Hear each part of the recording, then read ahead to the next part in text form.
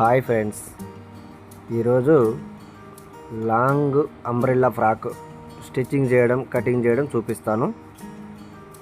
Body వెడల్పు వచ్చి 14.5, width వచ్చి 14 తీసుకోవాలి. దాంట్లో మెడ పార్ట్ వచ్చేమో 3.5, విడుతు వెడల్పు వచ్చి 6.5 తీసుకొని కొలత పెట్టుకొని మనం దాన్ని గీసుకోవాలి. అలాగే సంక రౌండ్ వచ్చి 7.5 తీసుకోవాలి. విడత్ వచ్చి 11.5 తీసుకోవాలి. ఈ రకంగా మనం పాయింట్లు పెట్టుకొని మొత్తం గీసుకొని చాలా జాగ్రత్తగా చూసుకుంటూ మంచిగా ఎక్కడికక్కడికి డయాగ్రామ్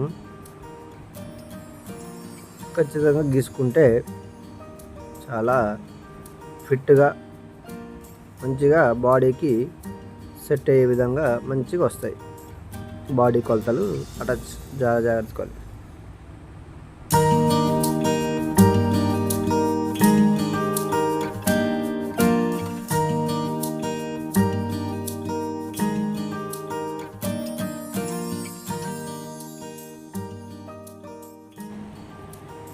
ఇలా గీసేవడం అయిపోయిందంటే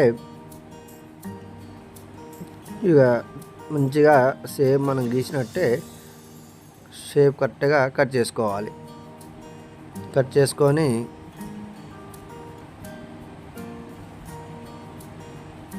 వీటికి మన కట్స్ కూడా పెట్టుకుంటే కరెక్ట్గా కట్స్ పెట్టుకోవాలి. ఎందుకు అంటే next main part sari cut చేసినప్పుడు కరెక్ట్గా ఈ లైనింగ్ దానికి కూర్చొని పెట్టి స్టిచ్చింగ్ చేసేటప్పుడు ఆ స్టిచ్చింగ్స్ అవసరం వస్తాయి. అందుకని ఆ కట్స్, ఆ డాట్స్ మనం పెట్టుకోవాలి.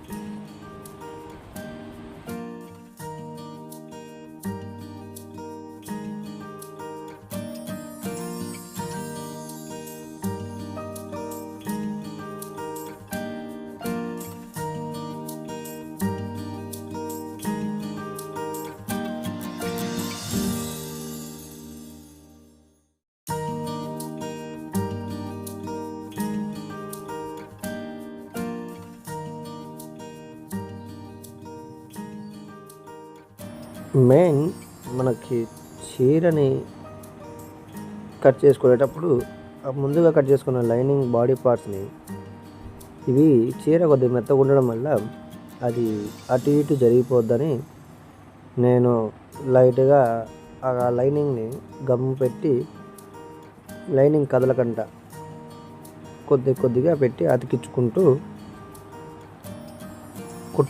కట్ చేసుకుంటాను. ఎందుకంటే తర్వాత చీర కొద్దిగా మెత్తగా ఉండి స్టిచ్చింగ్ అప్పుడు కానీ లైనింగ్కి దానికి కొద్దిగా లూజ్లెస్ రాకుండా కరెక్ట్గా ఫిట్గా ఉండడం కోసం ఈ గమ్ము పెట్టి అతికించుకుంటున్నా. మీరు కూడా గమ్ము వాడచ్చు, అది మీ ఇష్టం. గమ్ము కాకుండా పిన్స్ లాంటివి కూడా ఉంటాయి, గుండు పెన్నుల టైపు, అవి కూడా కొంతమంది పెట్టుకుంటారు. కానీ నాకు కొద్దిగా ఇట్లా కంఫర్ట్గా ఉంటుందని నేను గమ్ము పెట్టి అతికించుకున్నా. ఒక 15 నిమిషాల తర్వాత అట్లా మెయిన్ పార్ట్ని అతికించిన కదా, ఇప్పుడు దాన్ని కట్ చేసేసుకున్నా. ఆల్రెడీ కట్ చేసుకొని ఇప్పుడు ఇక జారిపోకుండా అతికిన దాన్ని కానీ అమ్మటే లైనింగ్ మెయిన్ పార్ట్ శారీని స్టిచ్చింగ్ చేసేసుకుంటున్నా.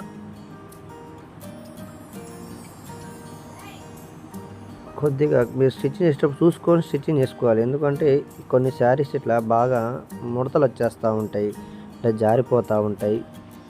అలాంటివి ఏమీ కాకుండా చాలా జాగ్రత్తగా చూసుకుంటూ సమానంగా అనుకుంటూ స్టిచ్చింగ్ చేసుకుంటే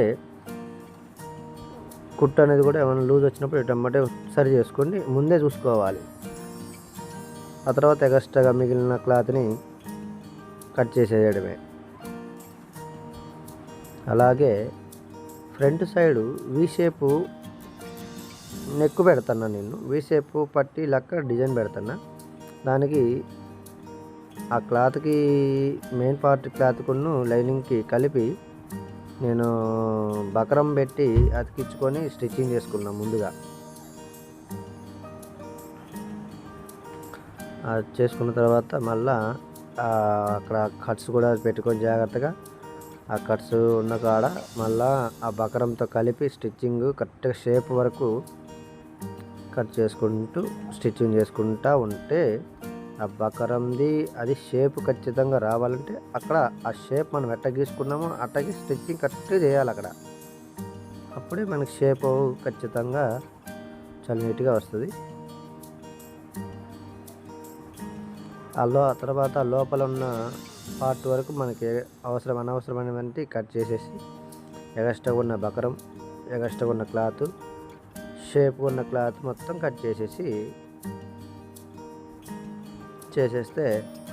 అయిపోద్ది.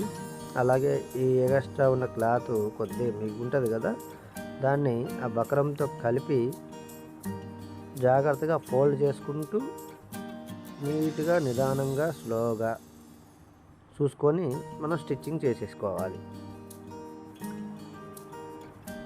ఎక్స్ట్రా క్లాత్ మొత్తాన్ని జాగ్రత్తగా నీట్గా ఫోల్డ్ చేసుకోవాలి. అడ్డదిడ్డంగా ఫోల్డ్ చేసినా మళ్ళీ లోపల మడతలు కొద్దిగా ఇన్కంఫర్టబుల్గా ఉంటుంది వేసుకునే వాళ్ళకి. అందుకని అలా జాగ్రత్తగా మడత మంచిగా నీట్గా పెట్టుకొని ఫోల్డింగ్ అనేది కూడా చేసుకుంటే వర్క్ అనేది చాలా నీట్గా వస్తుంది. ఇప్పుడు అయిపోయిన తర్వాత ఆ ఎడ్జ్ నెంబర్ కట్స్ కూడా పెట్టుకోవాలి. ఎందుకు అంటే మనం రివర్స్ తిప్పిన తర్వాత ఆ నెక్ అనేది చాలా నీట్గా కనబడాలి. వర్క్ అంటే ఈ కట్స్ పెట్టకపోతే ఎగస్ట్రా ఇట్లా ఉండడం వల్ల కట్స్ పెట్టకపోతే కరెక్ట్గా మంచిగా నెక్ అనేది షేప్ నెక్ అనేది మంచిగా నీట్గా కనబడదు.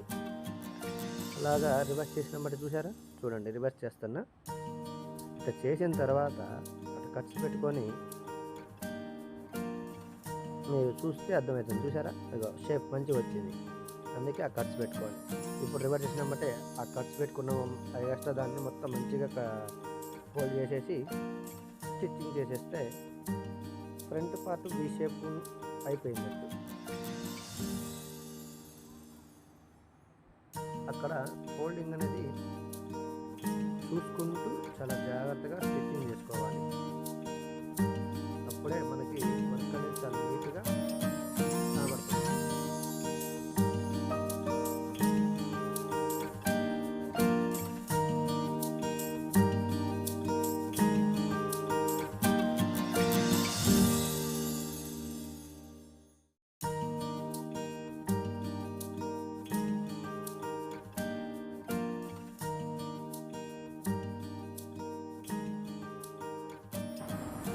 మొత్తం స్టిచ్చింగ్ అయిపోయిన తర్వాత చూడండి ఎంత ఫ్రంట్ పార్ట్ వరకు వీ షేప్ ఎంత నీట్గా వచ్చిందో చూసారుగా.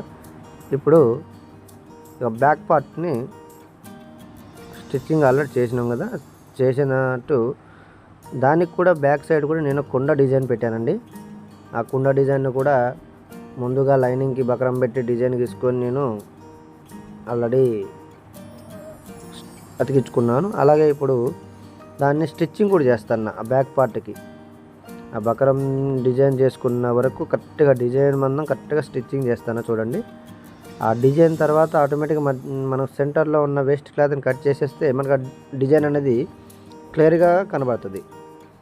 సైడ్గా వచ్చిన వేస్ట్ క్లాత్ బకరం మరియు ఆ మధ్య పార్ట్లో ఉన్నది కూడా తీసేస్తే మనకి షేపు కొండ షేప్ అనేది చాలా నీట్గా మంచిగా కనబడుతుంది.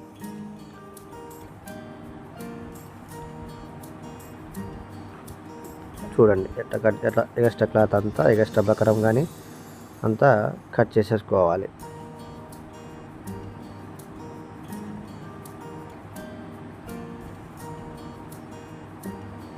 ఓకేనా. ఇప్పుడు లోపల సైడ్ కూడా చూడండి కట్ చేసేస్తున్నా. ఇట్లా మీరు కూడా కట్ చేసేస్తే ఇప్పుడు మనకి షేప్ అనేది నీట్గా మనం అనుకున్న షేపు వచ్చేస్తే అట్లా కట్స్ కూడా పెట్టుకోవాలి. ఇందాక చెప్పాకండి, అలా కట్స్ పెట్టుకుంటేనే ఫోల్డింగ్ చేసినప్పుడు మనకి ఆ షేప్ అనేది ఖచ్చితంగా స్టిచ్చింగ్ చేయడానికి కూడా ఇబ్బందిగా ఉండదు. ఆ షేప్ అనేది కూడా మంచిగా కనబడుతుంది.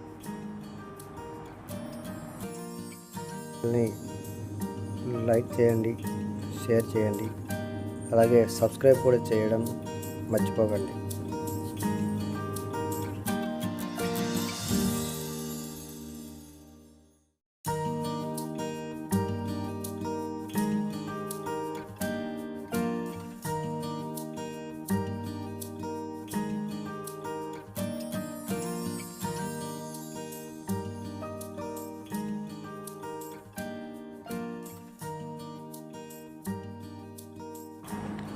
స్టిచ్చింగ్ అయిపోయిన తర్వాత చూశారు కదా, బ్యాక్ పార్ట్ కూడా ఎంత నీట్గా వచ్చిందో. బ్యాక్ షేప్ ఇది కొండ టైప్లో పెట్టుకున్నాను చూడండి. బ్యాక్ సైడు ఫ్రంట్ ఇందాక వీ షేప్ నెక్ చూశారు కదండి, ఇది బ్యాక్ సైడు.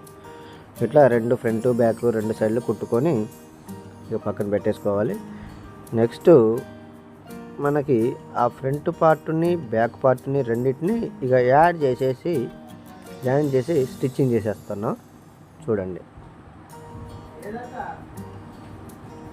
జాగ్రత్తగా సమానంగా అవి రెండు కూడా హ్యాండ్స్ దగ్గర పైన భుజాల దగ్గర మనకి ఎక్స్ట్రా క్లాత్ కట్ చేసేసుకొని సమానంగా పెట్టుకొని స్టిచ్చింగ్ అనేది చేసేసుకోవాలి. ఫ్రంట్ పార్ట్ బ్యాక్ పార్ట్ రెండు ఇప్పుడు మనకి ఆల్రెడీ అయిపోయినాయి జాయిన్ చేయడం. ఇప్పుడు మిగిలిన మనం ఇంత కటింగ్ అయిపోయిన తర్వాత శారీ మిగిలింది కదా, దాన్ని 4 మడతలుగా ఇలా కింద వేసుకొని వాటిని మూల నుంచి 5 ఇంచులు పెట్టుకొని అట్లా సర్కిల్ గీసుకొని ఆ సర్కిల్ కా నుంచి 30 సైజు పెట్టుకొని అంబ్రెల్లా ఫ్రాకు కింద అంబ్రెల్లా వచ్చేటట్టు 30 పెట్టుకొని ఇక నేను డాట్స్ పెట్టుకుంటూ గీసుకున్నా. మీరు కూడా సేమ్ అట్లా గీసుకుంటే సరిపోద్దండి, చూసుకోండి. ఇప్పుడు మొత్తం నేను 30 సైజు ఏది మన పైన 5 ఇంచులు పెట్టుకున్న సర్కిల్ దగ్గర నుంచి పెట్టుకోవాలి 30 అనేది పెట్టుకొని గీసుకున్నాను. ఇలా గీసుకున్న తర్వాత ఇప్పుడు దాన్ని మొత్తం కట్ చేసేసుకుంటున్నా. 30 సైజు పెట్టి కట్ చేసుకున్నా చూడండి. అంబ్రెల్లా టైపు మీకు ఆటోమేటిక్గా షేపు వచ్చేసింది. అంబ్రెల్లా ఆ బాడీ పార్ట్కి ఈ అంబ్రెల్లాని మనం ఇందాక ముందుగా స్టిచ్చింగ్ చేసుకున్న దానికి ముందు దీన్ని కూడా లైనింగ్ దీన్ని జాయిన్ చేసుకుంటూ స్టిచ్చింగ్ చేసుకోవాలి. అట్లా ఇక లైనింగ్ కూడా సేమ్ అట్లే కట్ చేసుకోవాలి. కానీ లైనింగ్ వచ్చి 30 పెట్టకుండా ఒక 25 26 అట్లా పెట్టుకోవాలి. ఎందుకంటే మెయిన్ పార్ట్కి సమానంగా కట్ చేసుకోవద్దు. మెయిన్ శారీని 30 కట్ చేసుకున్నప్పుడు ఒక 27 28 సైజ్ పెట్టి లైనింగ్ కట్ చేసుకోవాలి. తక్కువగా కట్ చేసుకొని ఇక లైనింగ్ నుండి మెయిన్ శారీ కట్ చేసుకున్నాం అంబ్రెల్లాని చాలా జాగ్రత్తగా కరెక్ట్గా సమానంగా పెట్టుకొని స్టిచ్చింగ్ చేసుకుంటే శారీ కొద్దిగా మెత్తగా ఉండడం వల్ల బాగా జారిపోతుందండి. అది మీరు కూడా అట్లాగే చూసుకోవాలి కొద్దిగా. అట్లా మనం ఇందాక మళ్ళీ కట్స్ కూడా పెట్టుకోవాలి సెంటర్లలో.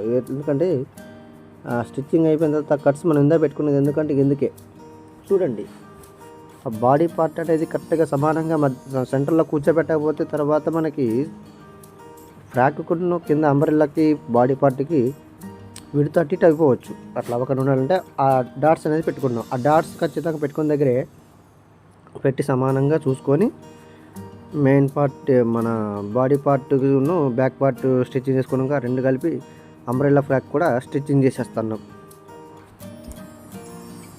సమానంగా.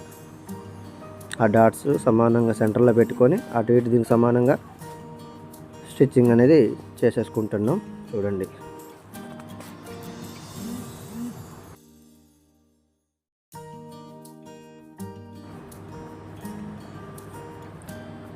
స్టిచ్చింగ్ అయిపోయిన తర్వాత చూడండి కరెక్ట్గా ఎట్లా వచ్చిందో చూసారా, అంతా నీట్గా అట్లా కుట్టేది సరే అటు ఇటు మీరు కూడా చూడండి. స్టిచ్చింగ్ అనేది సాగదు అండి, ఏం కాదు, మంచి నీట్గా జాయిన్ చేసేసుకోవాలి.